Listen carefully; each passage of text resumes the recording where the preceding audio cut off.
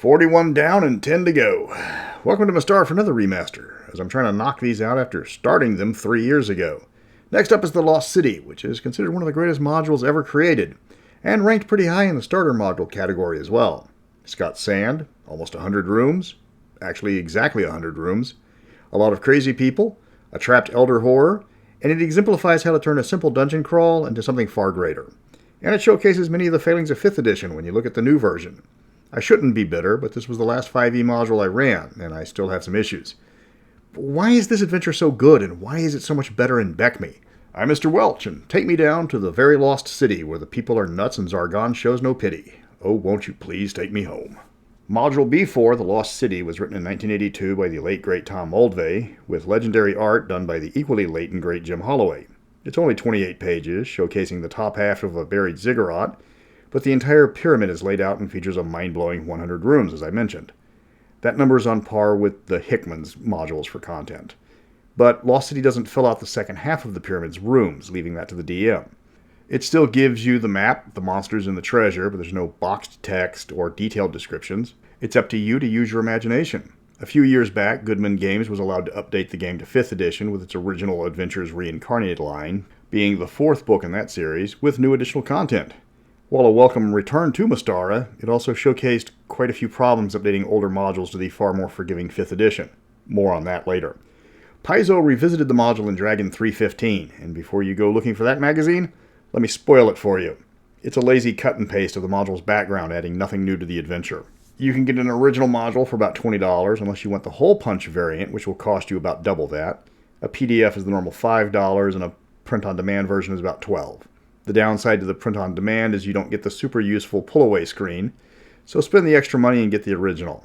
The Goodman Games Remasters is $50, doesn't have any pull-away maps, but it has the original module reprinted inside, and it's a huge honkin' hardback. You can find that one on store shelves at the better-stocked game stores. The premise of the module is simple. You get separated from your desert caravan because of a storm, and after days of wandering, you've lost your mounts, you're almost out of food, when you discover the top of the step pyramid and realize that's your only chance at survival. Unless, of course, you've got good berry, then you don't have to worry about survival, because you no longer need rations thanks to a first-level spell, which defeats the point of the impetus of finding shelter because you're out of supplies. This hammered home the complaint about 5th edition taking away large parts of DM fiat required for the adventure to happen. In the basic rules, you're walking into that first room with no water, you haven't eaten in days, and you look like extras from Dune, only without your reliable battle pug. In the 5th edition version, the players haven't even tapped into their food reserves, and thanks to a simple cantrip, they weren't even covered in sand. The city of Synodicia is located canonically in the deserts of Yalara, though nobody knows exactly where. Apparently they lost it somehow. It's ancient, dating back before the Thaatian Empire was a thing, and though that causes a minor snarl with how long these people have been isolated. The Mystara fanbase speculates that this was once a colony of the Millennian Empire, namely because the last king was named Alexander. The Greek theme does make the most sense. The module is definitely set in Mystara, as the Helden freeholds are mentioned on page 18. That's not essential, unless you take my advice to make all the documents and all forms of communication utterly alien in this adventure.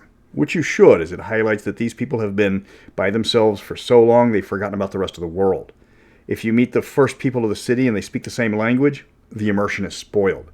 Then you have to burn spell slots to understand, rely on the thief's ability to read languages, or try to communicate with them through trial and error.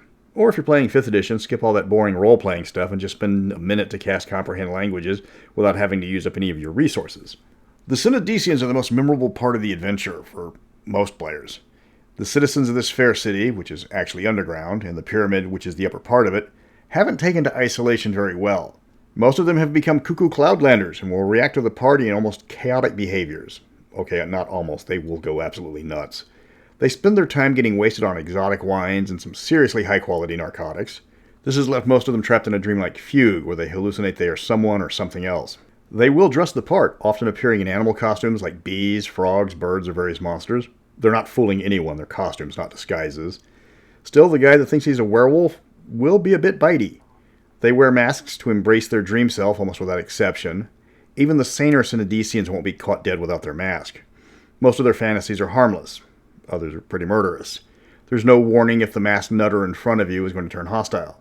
It adds to the surreal element of the adventure. One minute, the insane townspeople are buzzing you, pretending to be birds, and the next minute, they're asking you if you would kindly impale yourself on this spear. Note I said most of them. A few have retained their sanity. The cult of Zargon are the big bads and are still rational. They're also homicidal psychotics, but at least they're rational homicidal psychotics. If they catch you, they will feed you to their self-appointed deity Zargon. More on that naughty boy later. For the good-ish guys, you've got the followers of the three immortals of Synodecia, Gorm, Mararua, and Usamagaras, or the patrons of dudes, chicks, and wizards. They will try to recruit the party, but with restrictions. Gorm only wants male fighters. Mararua wants female fighting types. And Usamagaras wants nerds.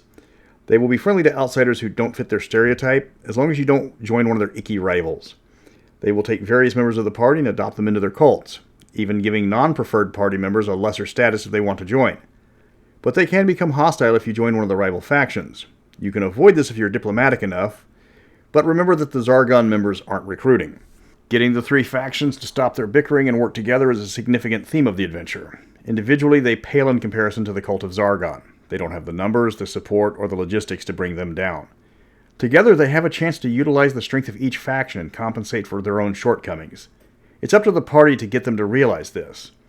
The issue is they have centuries of distrust between each other. While they're not openly hostile, most discussions between them will quickly devolve into shouting matches. The player characters will have their work cut out for them if the Synodician factions are to be united against their common enemy, the Judeans People's Front, or Zargon, whichever is closest. The basic part of the adventure is just the first 5 levels of the pyramid, as you are trying to kill the High Priest of Zargon. This is helped along if a player is possessed by a ghost at some point, who has a serious hate hard-on for the guy who killed him years ago. If one of the players gets possessed by the ghost and plays along with it, there's some bonus XP, and the ghost knows the way to the big bad, so it's straight to the boss fight. It's an adventure for levels 1 to 3, and the rest of it is way beyond the scope of the basic rules. The 5e suggestions are all over the place because their additions make it rather difficult to balance the level of the party with the monsters they're encountering. 5th edition has a lot of encounters where the average monster's challenge rating is different from the encounters before or after it. So you might enter an area that's relatively easy after fighting through a challenging section. The DM must carefully balance the party's path without trying to railroad them. This is to prevent level 5 characters from stumbling across a challenge rating 12 abomination, or going into a nest of challenge rating 1/4 goblins, both of which are hiding in the city itself. The monster selection is another thing about the 5th edition adventure that might irk at least hardcore Mystara fans. Goodman brings back a lot of classic monsters, including all the ones that appeared in the original module. Then it adds monsters that weren't part of the Beckme experience, and ones that were never part of Mystara at all. Mind Flayers, Myconids, and Deep Gnomes appear in their expanded lore. If they're going to update Mystara monsters outside the module for the 5e book, why not go all the way and showcase some of the 300 plus monsters the setting already has? Find a creature with an appropriate challenge rating, or one that you think is fair. The challenge rating system is mostly guesswork these days anyways. The Mind Flayer Arcanist is challenge rating 8. You can switch that out with a Kopru Sovereign from the 5th edition rework of Isle of Dread, also by Goodman Games. It's underground instead of tropical, but a major part of this area is all water and lava. It's tropical by default. Deep Gnomes don't exist in Mystara, but you could replace them with the Geonids, which are 5th edition creatures now with the Turtle package. One of the attractions of Mystara is that its monsters stand apart from the other settings. We lack many of their trademark fleshy sword sheaths. Keep that up. Your players won't know what to expect. They might be familiar with Myconids of all sorts, but what about a Dusanu? The party's going to have to deal with Zargon if they want to truly complete the adventure. I will admit I like the Goodman's art of Zargon more than the original, simply because it gives us people next to it for scale. The original art doesn't provide a sense of how tall this guy is, which is 15 foot for those curious. When I saw the original all those years ago, I thought he was several stories tall, which would have been awesome but unrealistic for the level at which the party would be facing them. Granted, I was a lot younger back then. The Beckme version will be the most brutal fight they have ever seen at this level, except for maybe the vampire they have to get past. This is back when vampires drained 2 levels per hit and couldn't be nerfed with a single spell. 5e Zargon is challenge rating 12 and acts like a rabid blender with a staggering 8 attacks, plus legendary actions, which can give it another 9 attacks on top of that. He has many other abilities that make him a TPK level event, unless the party can acquire the items that nerf him from the various factions. Still, it's refreshing to have a single boss monster that isn't going to be immediately turned into a piñata by the numerically superior party. The city that lies beneath the pyramid is left open to the DM to fill in, and much of it is trapped underground. There's a map of it, but it only has the names of the buildings, which also lacks housing from the image presented. There's an underground lake, a mushroom forest, some rough ground perfect for monsters, more mushrooms, a few more mushrooms, and of course an island in the middle of the lake, which is the only place you can put an island down there. The 5e book fleshes all of these out, but again you have the out-of-place monsters to deal with. The game does hammer home the power of friendship, as in Beckme you need them to give you a place to heal, eat, and rest. In 5th edition you need them to get you the nerf bats of Zargon slaying, as healing in 5e just requires a single long rest, and of course you can magically create food at first level for the entire party. The party's going to find the hideout for all the different cults here as well. The module was created to encourage DMs to add elements as they got comfortable with running the game. The first 5 levels gave you everything you needed. The next 5 gave you monsters and treasures, but you had to fill in the blanks. The city was left up to your imagination. This would be the last starter module until King's Festival many years later.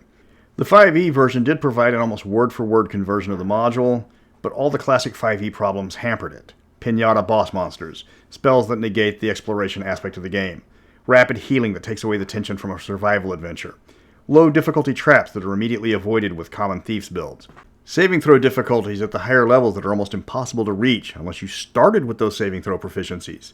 That was one thing that always stuck with me. If you don't have proficiency in a saving throw, it never improves unless you spend a stat increase on it. Then it just goes up by +1. In every other edition, all your saving throws improve, though obviously not at the same rate. Not 5th edition. If you have a wisdom bonus of 0 and are a fighter, your wisdom saving throw is 0 for the next 20 levels. A player learned this trying to roll a 17 or higher against the vampire at 12th level. That's the Lost City. It's meant to be incomplete while giving you the framework to finish it. It gets away from the dungeon crawls by populating this with people you must interact with to survive the module. It's creepy, it's deadly, and if you don't have a magic weapon, it can turn into a lopsided slaughter if you encounter the wrong monster at the wrong time. The 5th edition version brought back Mystara, though only barely. It's still a decent book, though they need to provide you with the PDFs for the 21 pages of maps and pullouts in the back of the book. I'm not cutting up my copy, and I'm getting too old to be using a high school library printer. The Reincarnated series is the closest Mystara officially ever got to 5th edition, and while it's not a complete conversion, it's better than nothing. The next remaster is Palace of the Silver Princess, as I'm getting down to my final 10 remasters. The controversial module with a lot of speculation on what happened that got it remade in real time. Until then, watch out for the werefoxes.